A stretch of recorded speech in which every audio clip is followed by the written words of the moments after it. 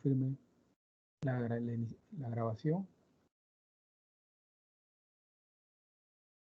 Perfecto, estamos confirmados. Procedo ahora entonces a compartir mi contenido, incluir sonido del equipo y mostrar mi pantalla. Si Adrián no me dice nada, entonces decir que están viendo mi pantalla, ¿ok? Entonces vamos para allá, vamos a intentar comenzar la clase de hoy. Bien, muy buenos días a todos. Vamos a continuar con nuestro estudio de magnetostática. Bienvenidos sean todos ustedes el día de hoy. Bien, muchachos, vamos a hacer un pequeño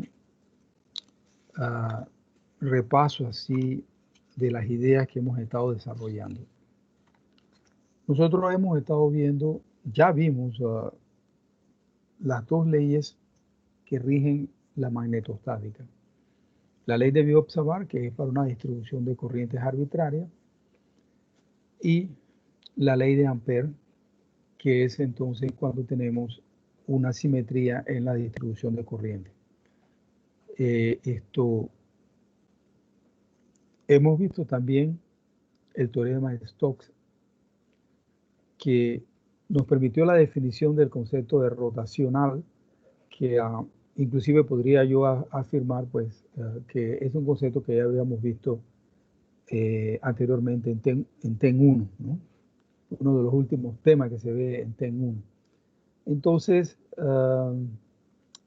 el teorema de Stokes nos permitió a nosotros, aquí está, poder entonces escribir la ley de Ampère, que la habíamos visto en forma integral, poder escribirla entonces en forma diferencial. Entonces, la ley de Ampère es entonces nuestra tercera ecuación de Maxwell. En esta columna tenemos todo lo que es magnetostática y en esta todo lo que es electrostática. Entonces, la primera ecuación de Maxwell, en forma puntual, diferencial, es la ley de Gauss. Entonces, ahí se pueden apreciar y hemos destacado el comportamiento diferente en términos vectoriales de la electrostática cuando comparada con la magnetostática, ¿ok? Básicamente es eso ahí, y entonces hemos tomado, a partir en términos de problemas, hemos tomado un alambre que básicamente es un segmento que porta una corriente, es un caso bastante hipotético.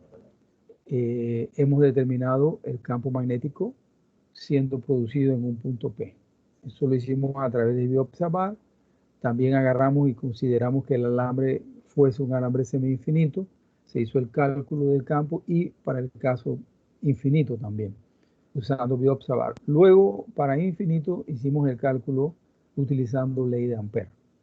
Y encontramos el mismo resultado que se había hecho con Biot-Savart, solo que con Ampère fue muchísimo más rápido, ¿verdad? Entonces, mostrando pues las ventajas de una buena herramienta de trabajo que es la ley de Ampère. Hoy lo que vamos a hacer es, vamos a ver tres problemas, pero entonces ese alambre infinito lo vamos a agarrar y lo vamos a conformar, a que conforme una espira. Entonces vamos a tener corriente en esa espira. Vamos a usar Biot-Savart para entonces encontrar el campo magnético a lo largo de un punto P que estaría en el eje Z de esa espira, ¿ok? Después de trabajar con Biot-Savart en esa espira, nosotros vamos entonces a trabajar no una sola espira, vamos a trabajar muchas espiras, que es lo que conforman entonces un solenoide. Entonces, el resultado de la espira nos ayuda muchísimo para calcular el campo magnético dentro de un solenoide o dentro de una bobina, ¿no? Y después de eso vamos a hacer un cálculo también, pero vamos a utilizar ley de Ampère para calcular entonces un campo magnético producido por un cilindro sólido. Ya para entonces el día jueves vamos entonces a agarrar y vamos a hacer un toroide. Agarramos la bobina y simplemente unimos los dos extremos de la bobina y hacemos lo que se conoce como un toroide, o anillo de Roland, y eso tiene una gran ventaja tecnológica que concentra, todas las líneas de campo son concentradas dentro del anillo toroidal, dentro del anillo de Roland. ¿Okay? Y ahí entonces, ya con eso damos concluido la primera parte del examen parcial, y entonces estaríamos comenzando entonces la segunda parte del examen parcial. Así que vamos para allá entonces, después de haberle dado una pequeña introducción de lo que hemos hecho, qué hacemos y hacia dónde vamos.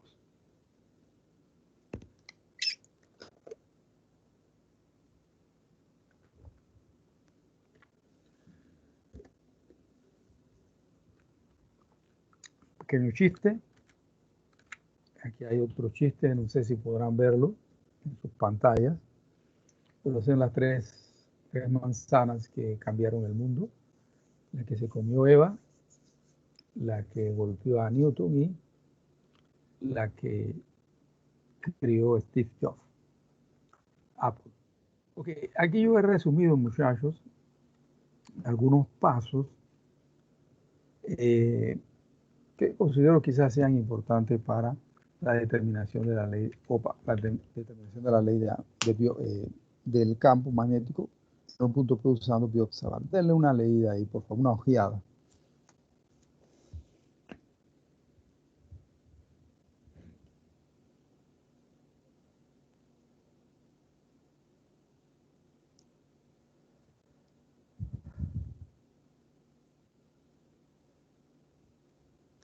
Siempre buscas la simetría, si es que la mejor posibilidad de simetría. En función de eso, escoges tu sistema de coordenadas que vas a trabajar. El sistema de coordenadas es muy importante porque hay algunos sistemas de coordenadas, dependiendo del problema, que pueden facilitar el trabajo, el cálculo matemático.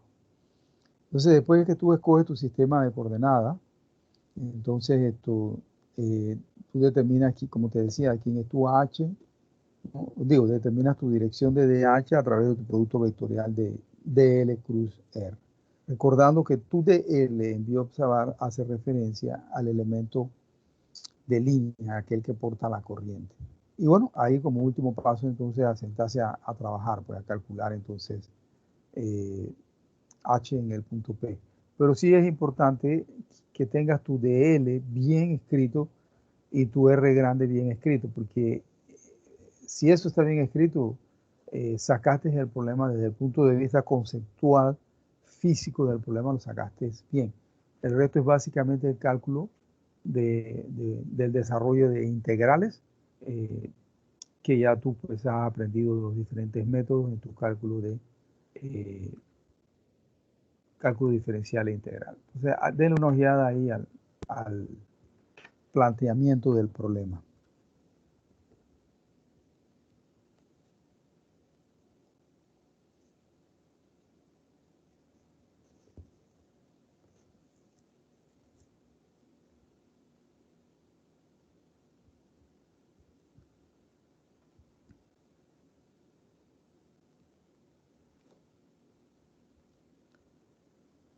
Ok, bien muchachos, la situación es la siguiente. Teníamos el alambre infinito. Bueno, ahora hemos unido los dos extremos del alambre y hemos conformado una espira. Ok, la corriente está en este sentido aquí, ¿no? Puedes determinar de la corriente, pues agarrando la dirección del campo, pues agarrando el alambre con la mano derecha, como hemos dicho, pulgar en la dirección de la corriente, y la curvatura de tus dedos te va a dar entonces la intensidad, qué dirección tienen las líneas de flujo magnético. ¿Okay? Entonces, se quiere determinar el campo magnético en el punto P, y ese punto P es 00H. Lo que significa entonces que tu espira circular está en el plano XY. XY en Z igual a 0. Entonces, ya tú tienes, esa espira tiene un radio ρ, y entonces quieres calcular el campo en el punto H. Entonces, lo primero que tú tienes que decirte, bueno, preguntarte, bueno, ¿quién es mi R pequeña prima y quién es mi R pequeña? ¿Ok? No primada, ¿verdad? Porque aquí ya te aparece, ya el mismo problema te da quién es tu R grande. O sea que tu R grande va hacia el punto donde tú quieres calcular el campo, que está muy de acuerdo. Vamos a poner aquí, y siempre les he dicho, tengan el dibujo a mano de la definición de biobservar. Ok, la definición de biobservar te dice a ti que el R grande va del elemento diferencial de línea, portador de corriente, hasta el punto donde tú quieres calcular el campo. Tu portador de corriente está aquí y el punto donde tú quieres calcular el campo está acá. Entonces tu R grande está subiendo, ¿ok? Y está muy de acuerdo con la definición que dice biobservar. Solo que si volteas a ver acá con la definición para biobservar, acá por cuestiones de colocación, de dónde fue que se puso la línea que transporta la corriente, entonces los R grandes tienen sentidos contrarios, ¿no? Pero están correctos, obedecen a la definición. Entonces ahí tú, bueno, dices, bueno, desde el origen del sistema de coordenadas hasta mi elemento que transporta corriente, yo tengo ρ. Ok, origen del sistema de coordenadas a donde se transporta la corriente, el dl, yo tengo r', o sea que ρ es mi r'. Y h del origen del sistema de coordenadas al punto donde yo quiero calcular el campo. Origen del sistema de coordenadas al punto donde yo quiero calcular el campo, mi h es mi ρ. O sea, eso hay que tenerlo claro. Allí está.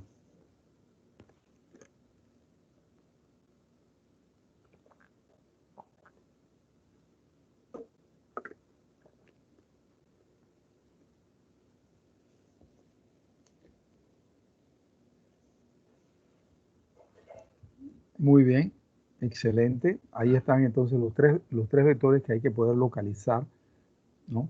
Porque ellos me van a ayudar a decirme a mí cuáles son mis componentes de DL y cuáles son entonces mis componentes de R. ¿Okay? Tenemos biobservar entonces en el caso de una corriente, de una espiral que transporta una corriente. Entonces, esta es la expresión de biobservar que nosotros tenemos que utilizar. ¿Okay? Vamos para allá. Ok, vamos a trabajar en cilíndricas, es lo más fácil, tenemos la espiral circular. Y entonces, mi DL, el elemento diferencial de línea que transporta corriente, entonces tiene tres componentes, pero no, las tres no están funcionando, o sea, solo me quedo con una, ¿no? Por su movimiento, ¿no? Que es alrededor del eje Z, que es alrededor del eje Z, solo tengo entonces un DL de la espira, que sería ρ de phi en A de phi, ¿no? DL es paralelo a tu corriente en A de phi, y ahora entonces tenemos que buscar nuestro R grande, ¿ok? Y después entonces encontrar la magnitud. Vamos a buscar ese R grande, pues. Ahí está tu R grande.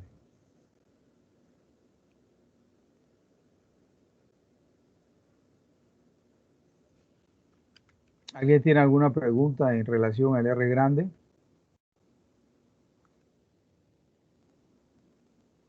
Ahí está el porqué del signo menos.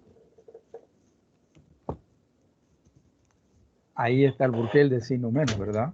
Si siempre consideras en cualquier tipo de coordenadas, cilíndricas, esféricas, cualquiera, consideras entonces que los vectores unitarios siempre apuntan en la dirección de aumento de cada una de las componentes. Entonces, ρ en realidad no está aumentando, ρ está disminuyendo. Voy a regresar al dibujo. Voy a regresar al dibujo. Vamos a ver el dibujo aquí. Ahí está. Observa que tu R grande está subiendo. Conforme tu R grande está subiendo, va contrario a la de ρ.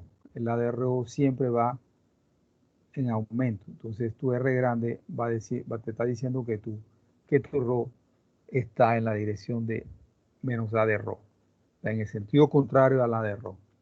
Entonces, eso justifica algo muy parecido con lo que cuando trabajamos el hilo conductor, esto en un segmento, que una de las componentes, en ese caso era la Z, era negativa. ¿Ok? Entonces, eso lo sacamos del vector R. Y ya eso facilita mucho las cosas. Podemos determinar entonces la magnitud de R y en principio estaríamos, ¿no?, casi con todo lo que necesitamos. Entonces, dale una ojeada aquí al DL cruz R, ¿no?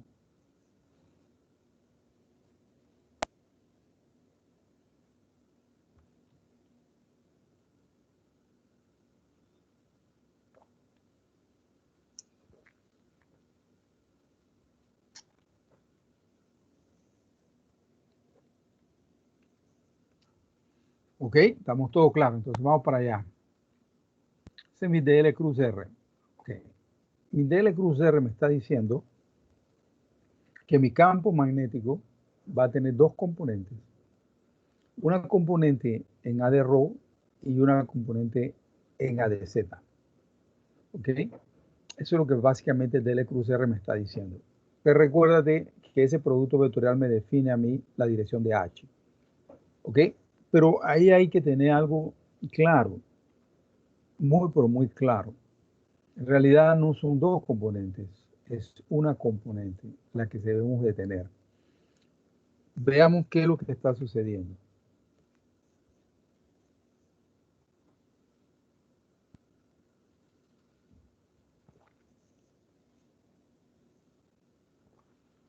Yo tengo un pequeño video y tengo también una figura. Con los dos es suficiente para darnos cuenta que esta componente aquí en A de ρ se cancela.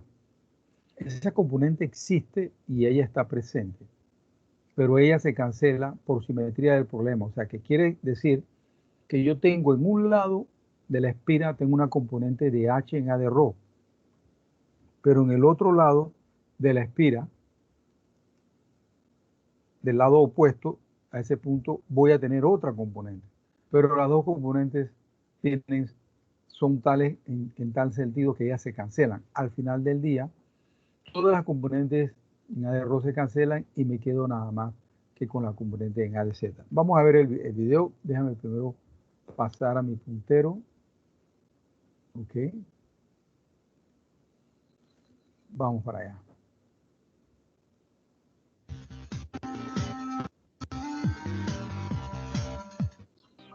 Campo magnético generado por una espira conductora.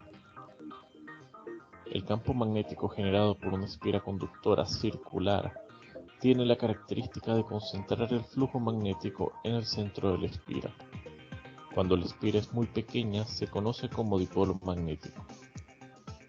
Al igual que para un hilo conductor, podemos utilizar la ley de Biot-Savart para determinar el campo magnético en el punto sobre el eje vertical que pasa por el centro de la espira. De esta forma, la componente de campo en la coordenada ρ se anula por simetría y solo queda una componente en la coordenada z.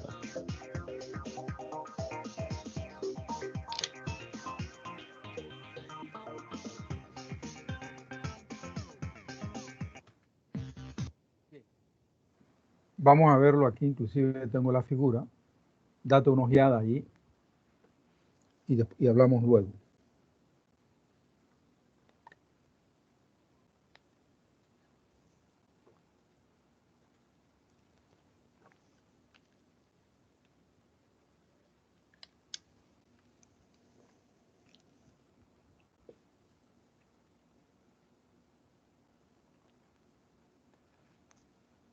Ok, regreso entonces a buscar mi puntero láser. Ok, muchachos, miren, aquí están sus líneas de campo. Ok, tu flujo magnético. Ok, entonces observa lo siguiente. Aquí, por ejemplo, puse aquí en este punto, tengo H ρ, H sub ρ, tengo HZ. Acá también, en el lado opuesto de la espira tengo H ρ, pero observa que el sentido es contrario. Y tengo HZ, pero sí en el mismo sentido, hacia arriba. Al final del día, tengo las dos componentes en sentidos contrarios de H ρ y ellas se cancelan. Por lo tanto, ese DL cruz R es inclusive hasta un poco engañoso porque tenemos que tener muy presente la simetría del problema. No solo el hecho de hacer un DL cruz R y ver el producto matemático que me sale allí. Matemática es una cosa, pero ingeniería es otra. Entonces ahí después tú tienes que confrontar los resultados y ver entonces la simetría, qué es lo que está sucediendo en el problema. Al final del día te quedas con las componentes en H de Z, ¿ok? Entonces, ahí ahora sí, ¿no? Tenemos aquí nuestra H y entonces reemplazamos cada una de las variables que conseguimos. Ahí está la magnitud de R grande, ¿ok? Y ahí sustituimos. Dale una ojeada ahí a la sustitución, recordando qué era cada cosa.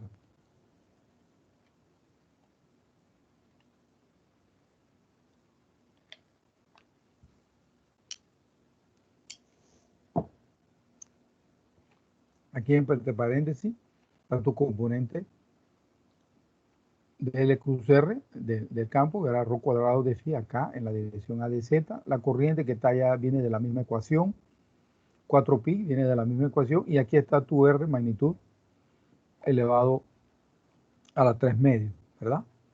Entonces es una integral muy fácil. Y pimba, pues integramos eso ahí, 2pi, ¿no? Y entonces esto, ahí está. Y esa es la intensidad de campo magnético en un punto P que básicamente sería en el eje de la espira, pues hacia arriba, ¿verdad? Ahí esa es la expresión para el campo. Entonces, esta expresión, vamos a hacer lo siguiente, vamos a guardarla en el chip, ¿no? Vamos a guardarla en el chip para tenerla muy presente porque cuando vamos a trabajar con el solenoide lo que es básicamente es un número o un gran número, o digamos n espiras, una al lado de la otra. Entonces, esta expresión que es válida para una espira, pues también nos va a servir muchísimo para poder trabajar con el solenoide. ¿Ok? Pero antes de eso, quiero, primero que todo, preguntar si alguien tiene alguna pregunta, alguna duda, alguien quiere contribuir con algo. Ok, vamos para allá entonces. Ahora mira lo que vamos a hacer. Nosotros nos encontramos, hicimos el producto DL cruz R y nos aparecieron dos componentes. Ahí tuvimos que tener mucho cuidado con la simetría del problema para poder entender básicamente lo que estaba sucediendo. Eso si lo hacemos a través de cilíndrica. Yo quiero volver a hacer este mismo problema, pero lo vamos a hacer por coordenadas cartesianas y vamos a ver qué sucede en coordenadas cartesianas. Para eso entonces tenemos que hacer unas pequeñas transformaciones. Tenemos que expresar el DL ahora, ¿verdad? El elemento diferencial de línea que transporta la corriente en la espira. Acuérdate que ella está en el plano XY en Z igual a 0, así que yo puedo escribir mi DL de esta forma. ¿Sí? La componente de Z, esto aquí es 0. ¿No? Así que yo lo puedo escribir de esta manera. Entonces, para yo encontrar mi DL, yo necesito entonces saber quién es de X. Para saber quién es de X, necesito saber quién es X y diferenciar. Igual debo hacer lo mismo con Y. Así que vamos a ver el siguiente dibujo.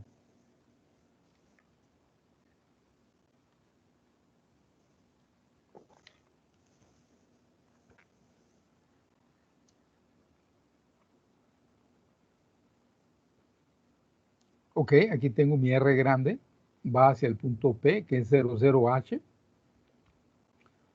Aquí está el punto que transporta la corriente. Ahí es que tengo que calcular ese DL y entonces el DL, ¿verdad? Aquí tengo X, aquí tengo Y, y bueno, este es mi Z. Y aquí está mi ρ. Entonces, este es mi ángulo phi y yo simplemente hago, bueno, esto que está aquí es Y, porque es la que viene de acá. Así que entonces seno de phi sería entonces Y sobre ρ, que sería lo mismo que decir que Y es igual a ρ por seno de phi. Y entonces derivo esto, sería la derivada de Y, sería el de Y, sería ρ coseno de phi. Hago algo muy parecido aquí en X, ¿no? Esta aquí, que está aquí es X, entonces el X aquí, este aquí, entonces ya sería con coseno. Coseno de phi sería igual entonces al X dividido entre ρ. Es lo mismo que decir X o despejamos X, entonces me queda igual X igual a rho coseno de phi. Derivamos de X y me queda rho menos rho seno de phi. Entonces ya puedo con esos diferenciales reemplazarlos aquí y tengo ya mi dl, ¿verdad? Escrito de la forma correcta. Entonces vamos para allá. Vamos a simplemente a reemplazar el dl allí. ¿Ok? Uno en a de x y el otro en a de y. Ahí está el dl. Recuerden que el de z se hace 0 por conveniencia. La espira está en z igual a 0. Hacemos lo mismo ahora con nuestro r grande, ¿no? Vamos a escribirlo en coordenadas cartesianas. Y bueno, ahí después es más fácil, ¿no? Tengo la coordenada aquí en X, tengo aquí la coordenada en Y, ¿ok? Y tengo entonces, ahora sí, mi R grande, acuérdate que está en el punto allá en 00H, entonces tengo Z ahí en el R grande. Entonces ahora sí, básicamente pudiésemos trabajar, ahora lo que pudiésemos hacer aquí es, pudiésemos factorizar los ρ, ¿no? Factorizamos los ρ y el signo negativo y queda esta parte que está aquí, ¿no? Más h a 0. Ahora sí podríamos entonces hacer el dl cruz r. Y aquí yo factorizo porque facilita el asunto, ¿no? Facilita el asunto en el momento en el que yo vaya, en el momento en el que vayamos a calcular la magnitud del vector r. Entonces, esto me va a quedar al cuadrado, esto va a ser 1, ¿no? Entonces facilita el cálculo. Vamos entonces a ver ahí, pues. Nuevamente lo mismo, explicando los signos negativos, ¿no? Coordenadas a x y a y aumentan en la dirección, apuntan en la dirección de aumento de ρ. Vamos para allá entonces. Aquí, vamos ahí. Y aquí está la magnitud de R, que es lo que te decía, ¿no? Esa es una identidad, vale 1. Y ahora sí, finalmente hacemos dl cruz R. Ahí está el dl cruz R, denle una ojeada.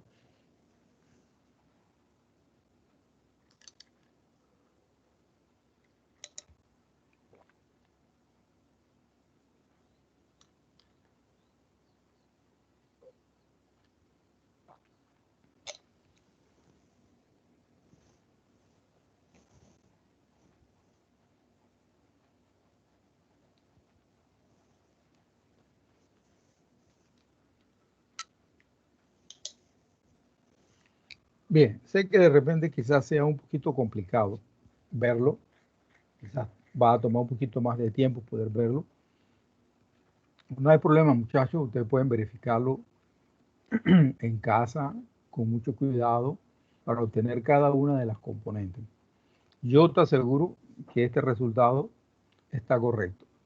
Lo he visto muchas veces y muchos estudiantes también lo han visto y nadie nunca ha encontrado algún error. Así que esto está correcto. Entonces, dl cruz R, mira, es la misma espira, solo que ahora la estamos haciendo en cartesiana, ¿ok? Entonces, hay algo muy interesante. Ahora me aparecen tres coordenadas, una en AX, una en AY y otra en ADZ. ¿Ok? Entonces, eso llama mucho la atención, ¿no? Entonces, hay sí algo que me llama todavía, inclusive muchísimo más la atención.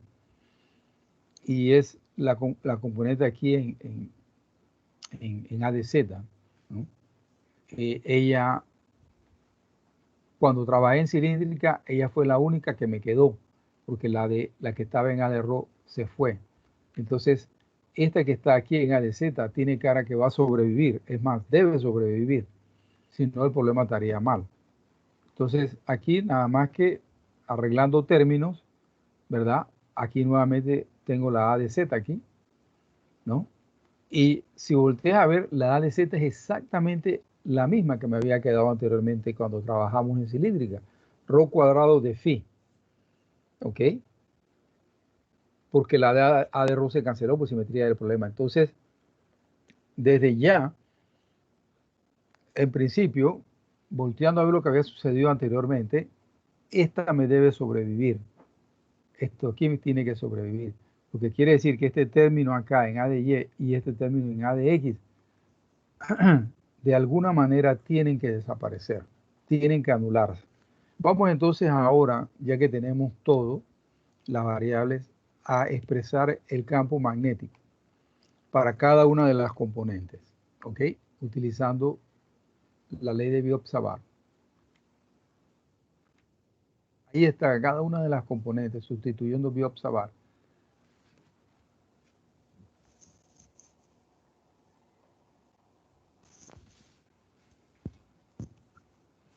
Nuevamente, aquí está la integral que ya hicimos y que nos llevó al resultado, ¿no?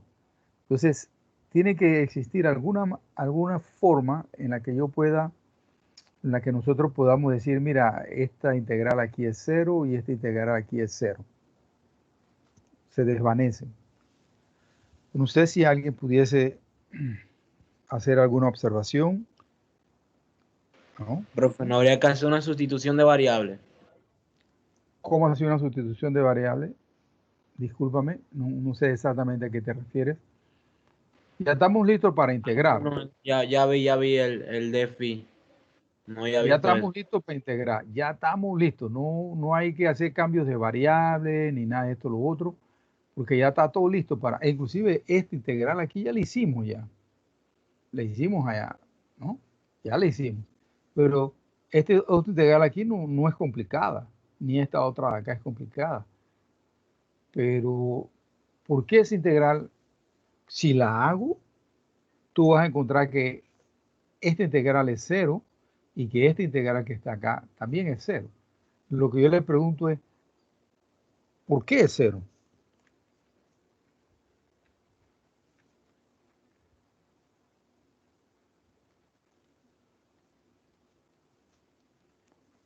Vamos para allá.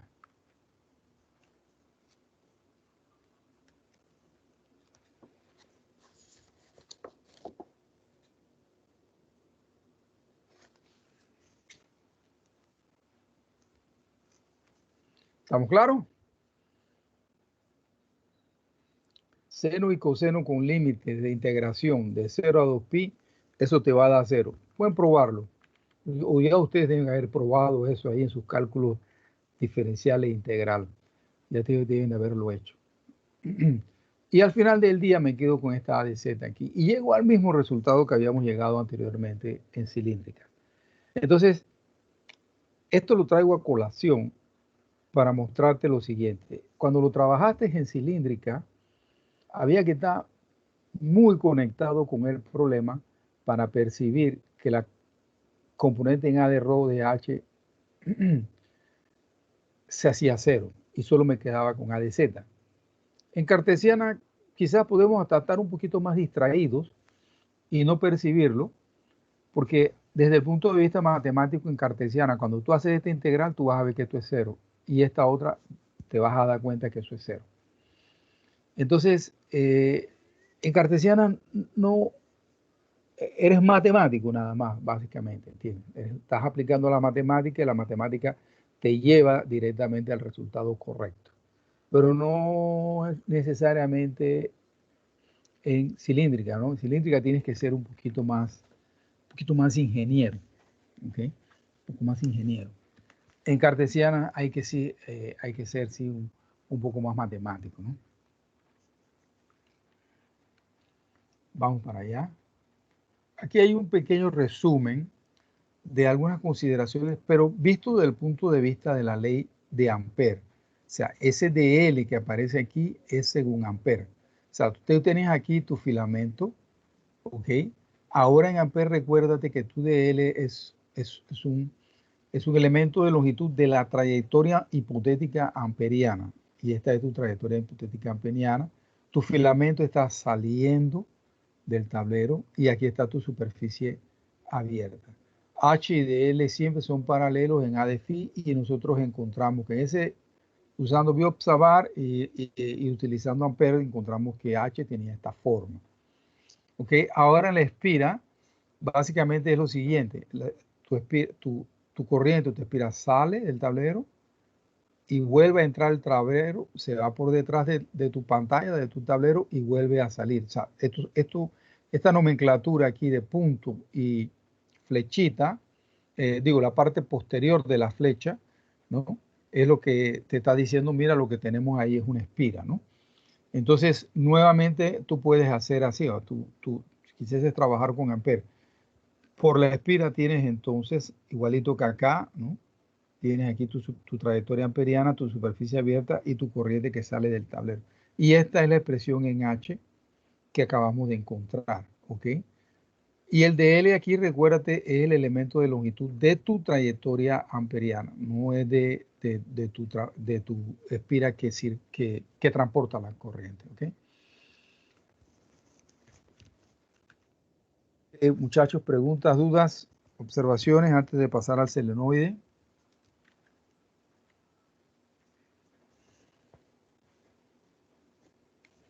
¿Ninguna? Bueno, vamos a pasar al solenoide. Denle una ojeada ahí al enunciado del problema.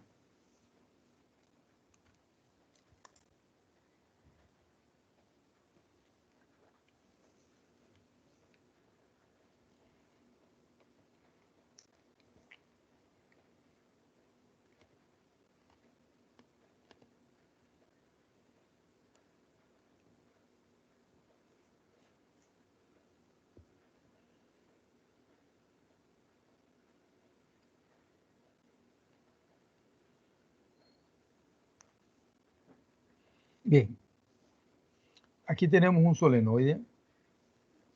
Vuelvo a hacer la observación. Un solenoide, él es un poco diferente a lo que sería una bobina. El solenoide es básicamente un tratamiento que hacen los teóricos. Los teóricos básicamente, ellos tienen una relación entre la longitud de la bobina y el radio de la bobina. ¿Ok?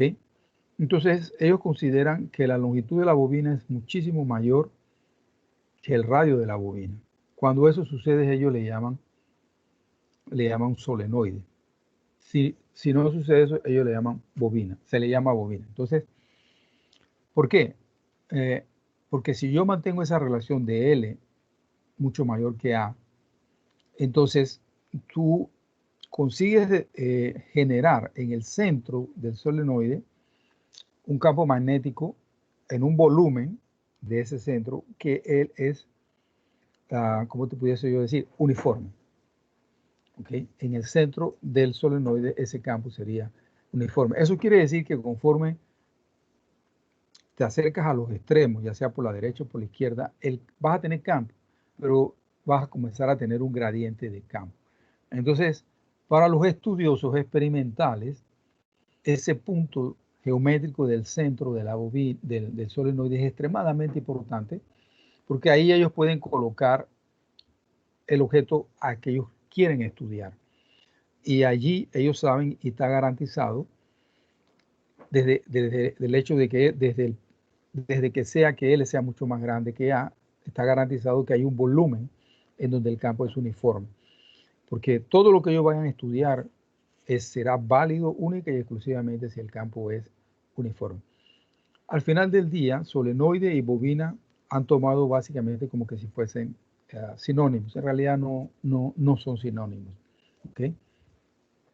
Entonces, lo que nosotros queremos realizar ahora es determinar la intensidad de campo magnético en un punto P a lo largo del eje de un solenoide. Te pongo ahí entre paréntesis bobina, de longitud L, de radio A y de N mayúscula espiras por unidad de longitud, según se muestra en la figura. Entonces, nosotros queremos calcular ese campo aquí adentro. ¿No? Ese campo aquí adentro. Entonces, si tú volteas a ver la bobina, ya tú calculaste el campo magnético producido en un punto del eje de la bobina que le llamaste H, que estaba en la dirección Z.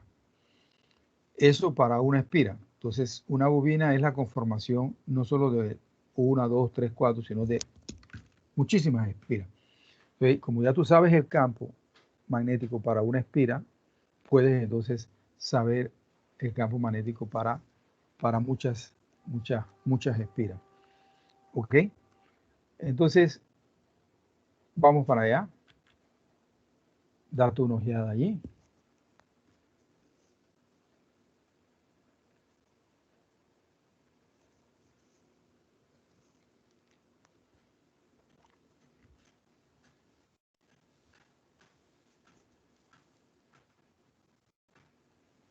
Entonces, mira, primero vamos a trabajar, para que se vea mejor, vamos a trabajar muy parecido a lo que hicimos con el problema anterior, ¿no?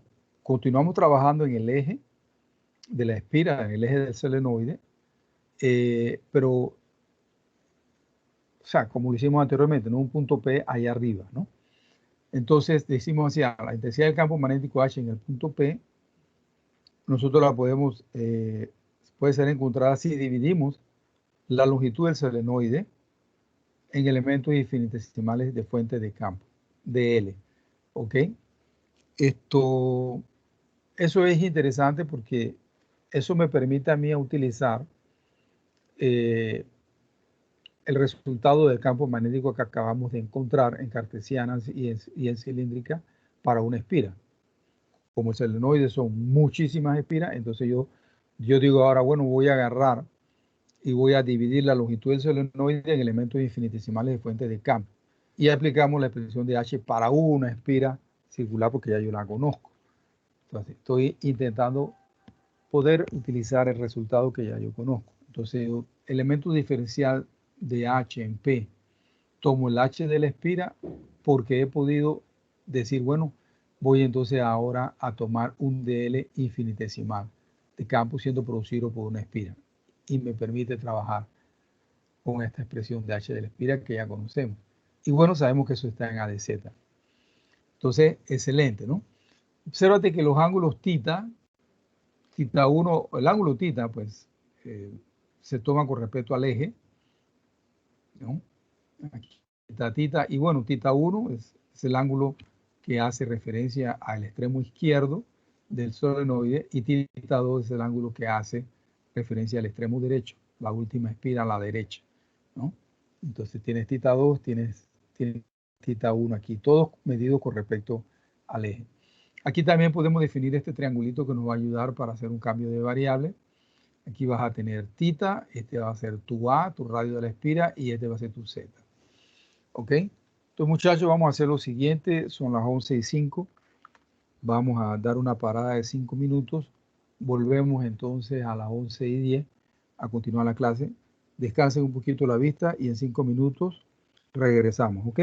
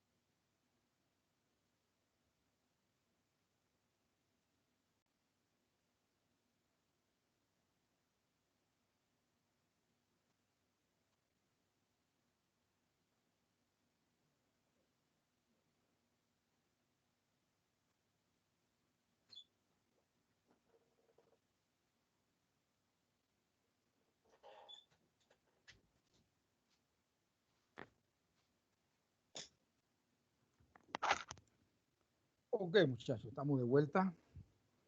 Espero que hayan descansado un poco la vista.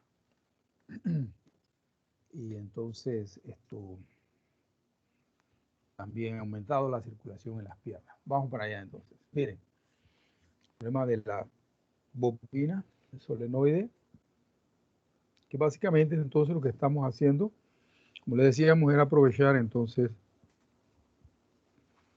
y que ya sabemos la H de una espira, de una sola, y entonces lo que estamos haciendo es tomar un solenoide. Son muchísimas, pero cuando digo muchísimas espiras, se puede pensar que es mucha espira. Entonces estamos diciendo, bueno, pues vamos a tomar un elemento diferencial infinitesimal de ese solenoide, de L, y vamos a aplicar el H para una espira circular. ¿Okay? Y eso nos puede, la integración de T1, de tita 1 a tita 2 nos permitiría entonces hacer esta integración aquí y encontrar el H en el punto P para la espira circular. Vamos para allá entonces.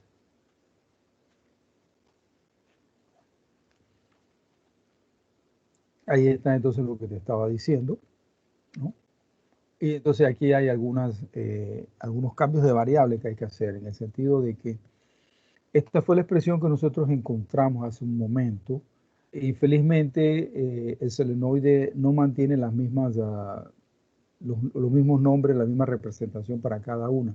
Pero bueno, H está en el eje Z, ya sabíamos que H era Z, y que Rho, bueno, en este caso, pues lo que llamábamos antes Rho, que era el radio de la espira, ahora es el radio del solenoide. Entonces, en esta expresión acá donde es Rho, vamos a venir a colocar A, que sería A al cuadrado, y acá donde está H, ponemos acá Z al cuadrado. Y es la misma expresión, solo que con las representaciones de cada una de las variables según el problema del solenoide, ¿ok? Entonces, llevando en consideración aquí que un elemento infinitesimal de fuente de campo del solenoide de L te va a poseer, ok, él te va a poseer n espiras por unidad de longitud, como ya hemos dicho en el enunciado del problema, multiplicado por el de z, ok, excelente, vamos para allá. Colocamos eso ahí en nuestra expresión para DH en el punto P, donde estaba DL, nosotros colocamos esto que está aquí, ¿no? Y entonces ahora estamos un poco más cerca del trabajo final.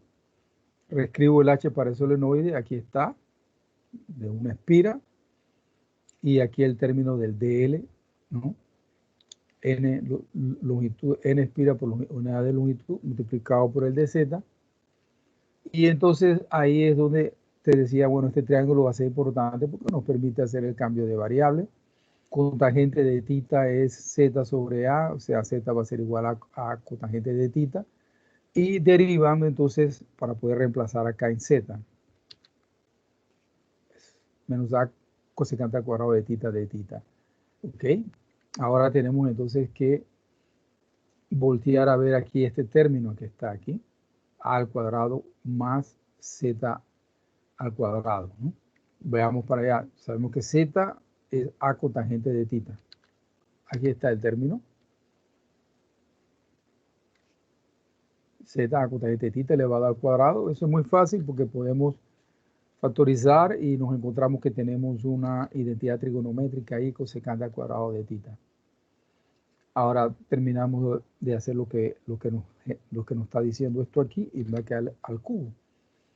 O sea que el término que está en el numerador yo lo puedo reemplazar por al cubo cosecante al cubo de tita. ¿Ok? Vamos para allá. Ahora sí estamos listos. Aquí lo coloqué nuevamente. El término del numerador aquí es esto que está aquí y tu de z es esto que está aquí. Vamos para allá. Ahora sí, entonces. Aquí está mi de z. Acá está el signo menos. Y acá está entonces este término acá reemplazado acá. ¿Ok? Hay algunas cosas que se cancelan. La A con la A al cubo te va a quedar un A al cuadrado ahí abajo. Un cosecante abajo te va a quedar. Que al final del día va a ser un seno que te queda arriba. ¿Ok? Acá hay un A cuadrado acá también, ¿no? te sobrevive la I, N y L salen de la integral va a ser dada en tita, y tú tienes que integrar de un extremo del solenoide al otro extremo del solenoide, de tita 1 a tita 2. Y básicamente lo que te queda es la integral de tita 1 a tita 2 de un seno de tita. Ahí está.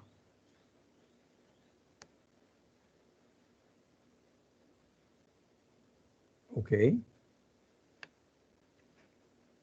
Y esa es la expresión que te quedaría para H en el punto P afuera del solenoide. ¿Ok? Coseno de tita 2 menos coseno de tita 1 en A de Z. ¿Ok? Ahora, entonces, es que nosotros hacemos las consideraciones que le gustan hacer a los teóricos, ¿verdad? Y que son las condiciones correctas. Para el caso en el que nos encontremos en el centro del solenoide. ¿Ok? Y es claro, L es muchísimo mayor que A. L es muchísimo mayor que A, entonces me va a decir, es el campo que vas a tener aquí en ese solenoide, va a ser un campo que va a ser constante en el centro del solenoide. Y él va a estar definido en el centro del solenoide como un campo constante. Entonces vamos para allá. Entonces, bueno, L es muchísimo mayor que A. Y tú piensas, bueno, L es muchísimo mayor que A.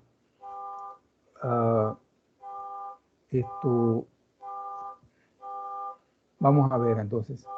Si L es mucho mayor que A, ¿qué le pasaría a tita 2 y qué le pasaría a tita 1? ¿Qué valores tendría?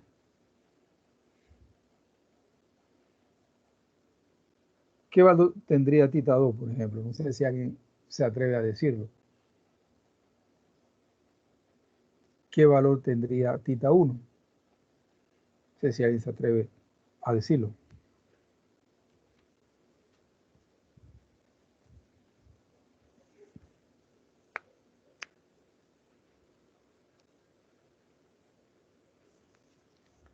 Ok, si L es bien grande, inmensamente, mucho mayor que la distancia A que está aquí, entonces pudiésemos decir que tita 2 va a tender a ser un ángulo muy pequeño, puede llegar a ser 0.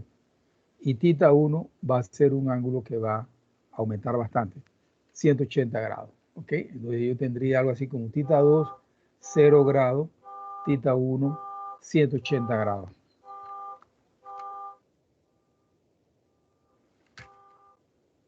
Tita 1, 180 grados. Coseno de, ¿verdad? Me queda 1 más 1, que se cancela con este 2 que está acá. ¿Ok?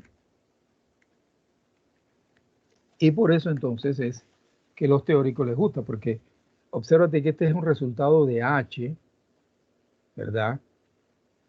Que te está diciendo, mira, en el centro del solenoide, en el punto P, centro del solenoide para un L muchísimo mayor que A, la intensidad del campo magnético es constante.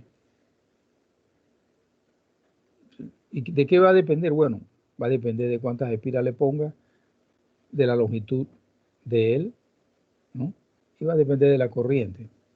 Pero él es uniforme en el centro, y eso es extremadamente importante, porque para tú realizar algún tipo de medidas, para algún tipo de sensores y todo esto, lo otro, que tú tienes que trabajar en la práctica, entonces es extremadamente importante que tú te encuentres dentro de un volumen en donde el campo sea uniforme, porque tu sensor solo funcionaría en ese tipo de volumen, o la característica del material que tú estás midiendo o del dispositivo que tú coloques allí, él necesita, para poder funcionar bien, necesita que sea un campo uniforme. Entonces, por esa consideración teórica, pues, es excelente pues, que H va a ser igual a N por I entre L. ¿No? Hay un resultado interesante. Solo en el centro de la bobina, en el centro del solenoide, recuerda ese muchacho que conforme tú sales del centro del solenoide de la bobina y te aproximas a los extremos, ya a los campos vas a tener un gradiente de campo. ¿Ok? Y eso no es muy bueno. Entonces, quizás para la mayoría de las aplicaciones que tenga no sea positivo, ¿no? Quién sabe para alguna otra aplicación si sea positivo tener ese gradiente. Entonces, por eso es que muchos pensaron y dijeron esto, wow, de repente mejor que un solenoide, pues es agarrar los dos extremos del solenoide, que el solenoide es extremadamente largo, ¿no? Y unir los dos extremos del solenoide. Así como tuvimos un alambre infinito y unimos los dos extremos del alambre e hicimos una espira, con el solenoide hacemos lo mismo, consideramos un solenoide muy largo y unimos los dos extremos. Entonces, cuando hacemos eso es lo que se genera y se conoce con el nombre de un toroide o anillo de Rowland. Y cuando veamos el toroide, que lo vamos a ver el día jueves, veremos que en el toroide, en el centro del toroide, de toda la rosquilla, porque básicamente lo que se está formando ahí es una rosquilla, como que si fuese una dona, allá adentro el campo sí es completamente uniforme en cualquier punto del toroide, ¿ok? Aquí hay unas consideraciones importantes del caso de la bobina, pero llevando en consideración ley de Ampere, ¿ok? Tú puedes transformar, si lo haces, por ejemplo, una trayectoria amperiana para cada espira, tendrías algo así como esto, ¿no? Pero podría hacer una trayectoria amperiana que incluya todas las espiras, ¿ok? Y llegar al mismo resultado. Preguntas, dudas, muchachos, algo que no esté claro, ¿alguien quiere contribuir?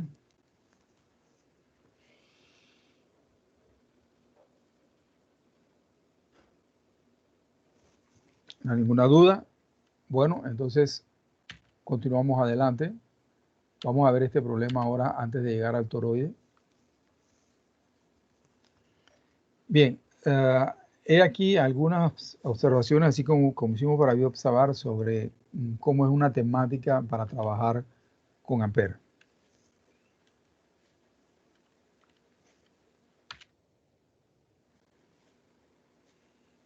Verifica tu simetría, dirección y sentido de H.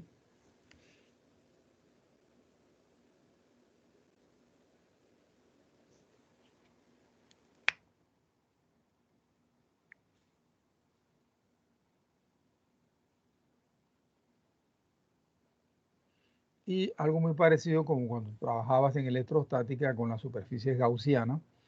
Aquí hay algo muy importante también, ¿no? Muy parecido. Tienes que construir una trayectoria amperiana que te guarde relación con tu simetría de la distribución de corriente eléctrica.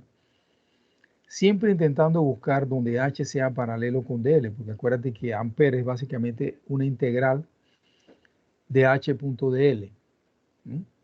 Integral de línea de H.dl. Entonces H escalar con DL, ¿no? Entonces solo que es donde va a haber valor. ¿Ok? Y eso te define tu sistema de coordenadas. Y bueno, el punto 4, igual que anteriormente, hay que sentarse y hacer el trabajo. Aquí está el problema. Ya tú una ojeada ahí.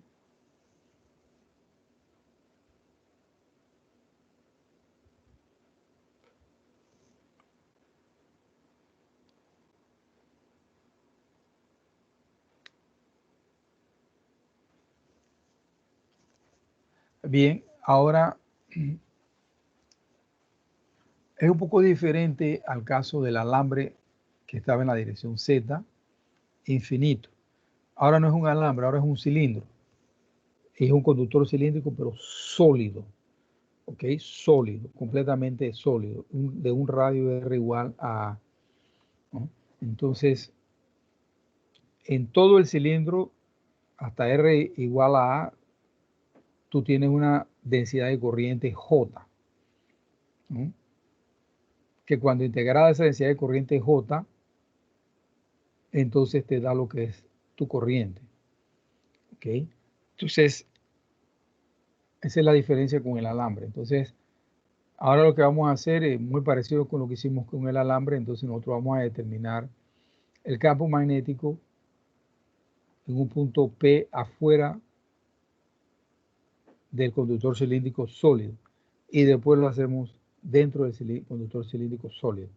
Determinamos H para un punto P dentro del conductor cilíndrico sólido.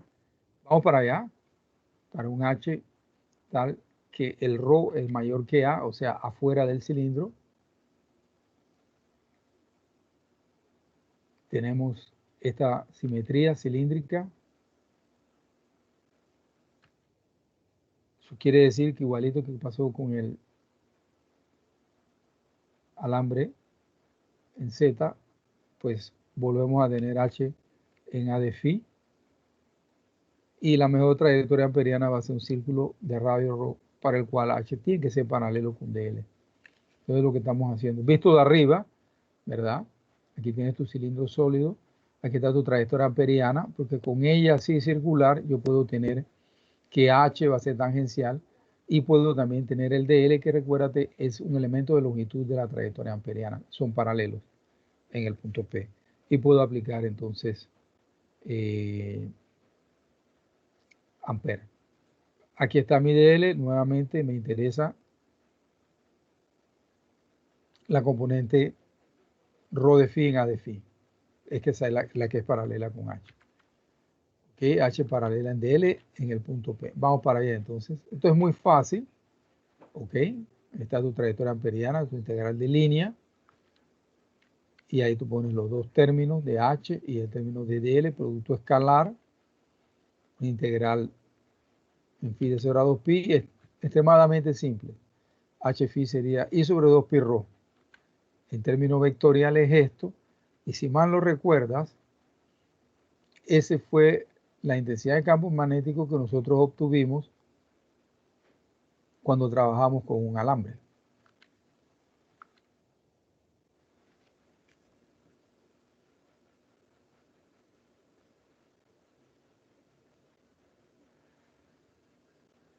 Ya habíamos, esa expresión no la habíamos encontrado cuando habíamos trabajado, lo habíamos hecho tanto usando bioobservador cuanto Ampere. En el caso de que era una distribución de corriente lineal, es un alambre que recorre un alambre recto de longitud infinita. El resultado es el mismo. O sea, quiere decir que a pesar que yo tengo un cilindro sólido por el cual está pasando toda una densidad de corriente J, definiéndome una corriente, el campo magnético que produce ese cilindro sólido en un punto ρ mayor que el radio de ese cilindro sólido, el campo magnético tiene la misma forma que el campo magnético que es producido por un alambre. Y eso quiere decir que hay una relación inversamente proporcional entre H y ρ, ¿no? Conforme me alejo del cilindro sólido o del alambre, H disminuye rápidamente, ¿no? Todo el resultado es el mismo. Ahora lo que tendríamos que ver entonces es cómo queda el H producido dentro del cilindro sólido, que ese sí es un resultado que no podemos encontrar para un alambre recto. ¿Ok? Entonces, si no hay preguntas, vamos para allá.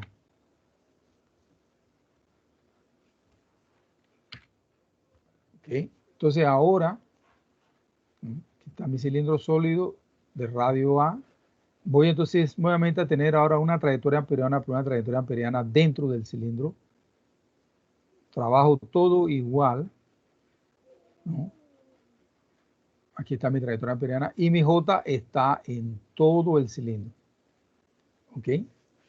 Entonces, recuerda, esto es muy parecido con lo que hacías anteriormente cuando trabajabas con Gauss, respetando las debidas diferencias entre uno y el otro, ¿no? A veces con Gauss trabajabas afuera, después trabajabas adentro. Entonces, ahora estamos haciendo para trabajar adentro. Entonces, nuevamente recuerda esta integral superficial de área abierta es J.NDA, ¿ok? Y esa integral sobre toda esta superficie, esta integral sobre toda esta superficie me va a dar mi corriente I, ¿ok? Me va a dar mi corriente I, ¿ok? Entonces, tenemos entonces ahora que hacer una consideración, y es la siguiente. Esto aquí no cambia, queda igual que lo que acabamos de hacer en el punto A. Esto queda igual, nos queda H de phi, 2 pi rho. Pero aquí sí voy a hacer una observación aquí. Voy a decir, bueno, la corriente está en Z, entonces me interesa la componente en Z. Y la voy a hacer escalar entonces con el área. ¿Cuál área? Bueno, es el área, ¿no? Esta que está aquí. Entonces, JZ está en la misma dirección del vector unitario normal a esa superficie. Punto N es 1, y JZ es constante, y entonces integro sobre el área abierta.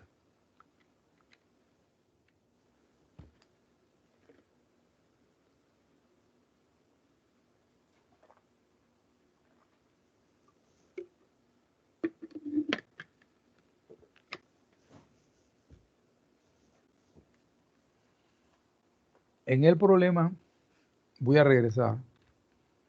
JZ sale de la integral porque en el problema se considera que JZ es uniforme.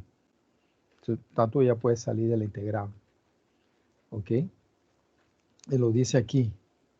Densidad de corriente volumétrica es uniforme. Paralela a n, por lo tanto el producto escalar da 1, ¿no? Y representa la corriente que atraviesa todo el área del cilindro sólido, corriente por unidad de área. ¿Ok? Por lo tanto, mi JZ es I, corriente por unidad de área, que atraviesa todo el área del cilindro, o sea, pi a cuadrado. Esa es la definición básicamente de densidad de corriente, ¿no? Que ya sabemos. Entonces yo puedo reescribir de esta manera, el lado izquierdo no ha cambiado, I sobre pi a cuadrado es mi JZ, y me queda mi integral de área. Ahora, tengo que buscar en cilíndrica esa área, esa tapa, porque es básicamente la tapa del cilindro, ¿no? Si no lo recuerda, lo puedes buscar y encontrar que el dA, diferencial de área para la tapa de un cilindro, sería ρ de phi, ¿no? Entonces voy a tener una integral doble, una en de ρ y otra en de phi. Ahí está, te lo estaba poniendo aquí. El dA es ρ de phi en A de Z. Eso lo puedes buscar y verificarlo cuando lo trabajaste el año pasado. Entonces voy de 0 a ρ, ¿ok? Porque recuerda, tengo una trayectoria amperiana que está dentro del cilindro. Voy a regresar, muchachos, voy a regresar. Creo que no tengo el dibujo aquí. Cuando calculé el JZ, calculamos el JZ por la definición, corriente por unidad de área, ¿ok? Del cilindro sólido. Pero ahora estoy en mi trayectoria amperiana, esta que está aquí. Y tengo entonces una integral en de ρ y una integral en de phi. Entonces la integral en de ρ va de 0 a ρ, porque se hace referencia a esta trayectoria amperiana. ¿Okay? No hace referencia a todo esto acá, en donde R es igual a A o ρ es igual a A. Entonces vamos para allá. Ahí está. 0 a ρ, phi, bueno, eso era 2pi sin problema. Queda ρ cuadrado acá sobre 2, esta integral. 2pi ahí, es muy fácil. Se cancela lo que se puede cancelar y entonces agarramos y despejamos por h phi. Ahí está. Ahí está h de phi entonces, en forma vectorial aquí. Lo que me está diciendo a mí que h, cuando yo estaba fuera del cilindro, en un ρ mayor que a, había una relación entre h y ρ, era una relación inversamente proporcional. Pero ahora no. Dentro del cilindro me está diciendo que hay una relación proporcional entre h y ρ. Conforme ρ aumenta, h aumenta.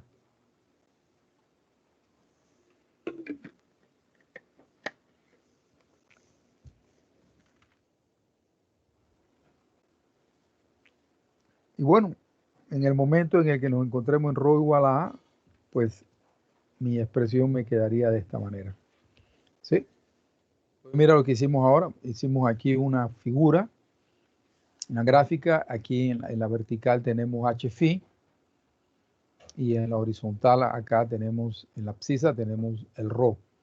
¿Ok? Sabemos, este es el borde del cilindro, que para el cilindro e inclusive para el alambre hay una relación inversamente proporcional entre H y ρ. Entonces ella cae. ¿Ok? Cuando ρ es igual a A, bueno, encontramos este valor que dice aquí, I sobre 2 pi A, que es el que tenemos acá. ¿Ok? Y cuando estamos dentro del cilindro, entonces hay una relación de proporcionalidad, aquí está. Conforme ρ aumenta, entonces H también aumenta.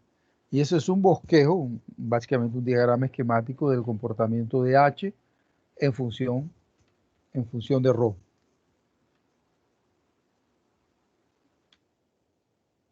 ¿Dudas, preguntas, muchachos? ¿Alguien quiere hacer algún comentario?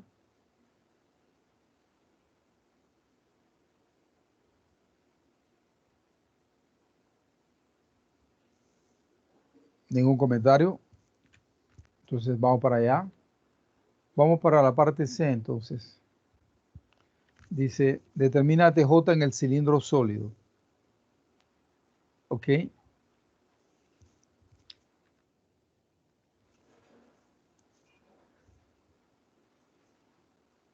Bien.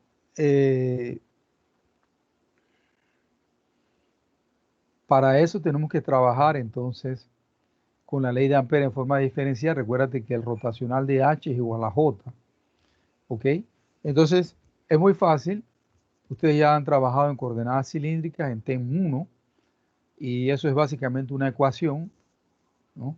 El rotacional de H o de cualquier vector tiene esta forma y entonces no todas las componentes van a sobrevivir. Tienes que buscar aquella componente entonces que sobrevive, ¿no? Entonces tú tienes H de phi. En principio esta componente aquí sobrevive, que es esta que está aquí, y el otro H de phi está acá. 1 sobre ρ, esta parte que está aquí en A de z, que es esta que está aquí. ¿Ok? Entonces, ahí de esas dos, una en A de z, otra en A de ρ, tienes que voltear a ver cuál.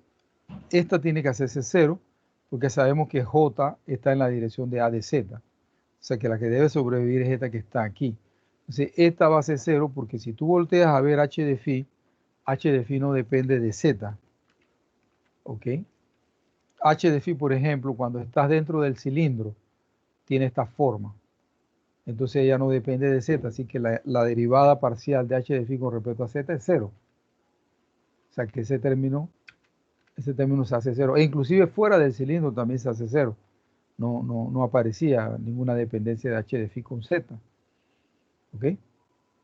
Entonces solamente nos quedamos con este término aquí. Entonces vamos para allá. Ahí está ese término allí. ¿Ok? Vamos a hacerlo primero para dentro del cilindro, ¿no? Dentro del cilindro este es tu H de phi. Ponemos ese H de phi aquí adentro y lo multiplicamos por ρ. Nos va a quedar un ρ cuadrado aquí y una derivada con respecto a ρ, que es muy fácil. Hacemos la matematiquita ahí que hay que hacer y nos queda que entonces la densidad de corriente eléctrica volumétrica dentro del cilindro es I sobre pi a cuadrado. Y pues que es algo que deberíamos, un resultado que deberíamos fácilmente esperar porque ya lo habíamos dicho anteriormente, de una manera simplemente por definición. Dijimos que la corriente, dijimos que J era corriente por unidad de área. Dijimos que era I sobre pi al cuadrado. Así que debíamos llegar a ese resultado. Eso no tiene básicamente pues nada nuevo. Ahora sí, para esta parte de acá, en ρ igual a y un ρ mayor que A, ahí va a ser un poco diferente, ¿no? Entonces, si ρ es igual a mi H de phi me quedaba de esta manera, ¿ok? Entonces yo tengo que meter esa expresión para mi H de phi dentro de la expresión del rotacional de H, del término que me sobró. Y aquí la estoy poniendo, aquí está la expresión de H de phi multiplicado por rho, y recordando que rho es igual a A, así que si rho es igual a esto se cancela y esa derivada pues va a ser un 0. Y está correcto. En el borde del cilindro tú no tienes una densidad de corriente, ya está dentro del cilindro. Entonces ahora lo hacemos para un rho mayor que A y el resultado también debe ser el mismo, debe ser igual a 0. Porque afuera del cilindro tú no tienes densidad de corriente, tú tienes campo magnético. La densidad de corriente J dentro del cilindro es la que te produce el campo magnético fuera del cilindro. Pero allá fuera del cilindro solo tienes campo, no tienes J. Ok, vamos para allá. Ahí está. Ahí está. Y eso pues es 0. Ahora los ρ se cancelan y no te queda nada para derivar en ρ, así que esa derivada es 0. Aquí entonces es un gráfico de la J en función de ρ. Entonces obsérvate lo siguiente, ¿no? Para un ρ menor que A, tú vas a tener una J que es I sobre pi A cuadrado. Y pues en el momento en el que ρ es igual a A, ¡pum!, esa J te cae en el borde del cilindro. Y cuando estás afuera del cilindro, pues ρ mayor que A, no hay entonces una J. Hay campo, pero no hay una J. ¿Ok? Pregunta, muchachos. Observaciones. Recomendaciones. ¿Todavía están ahí? ¿O no regresaron del recreo de los 5 minutos?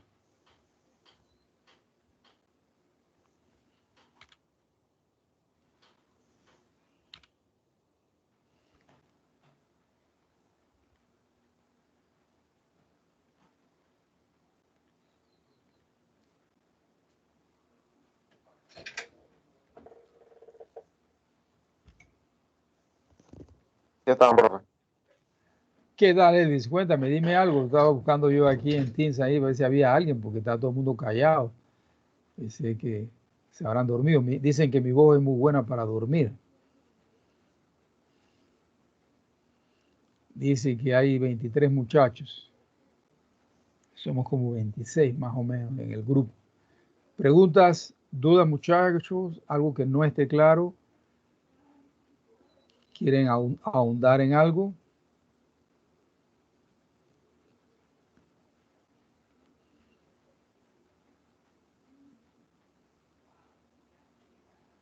Ok. De mi parte no hay pregunta. No hay pregunta entonces. Ok, miren muchachos, vamos a hacer lo siguiente, que todavía debo estar compartiendo mi pantalla. Ya nos vamos a las 11:55, ya no va a haber espacio para ver, no va a haber tiempo para ver el toroide. Con el toroide ya damos por terminado la primera parte del parcial. Hay problemas ya hechos en la plataforma de campus.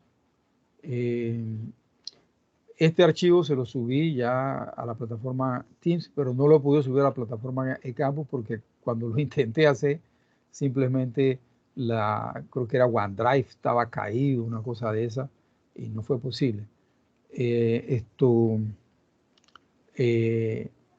Así que ya hay problemas. Entonces, lo que vamos a hacer es lo siguiente, muchachos, el jueves damos el toroide y comenzamos entonces los conceptos para la segunda mitad del primer parcial. Si no hay preguntas, muchachos, procedo entonces a detener la grabación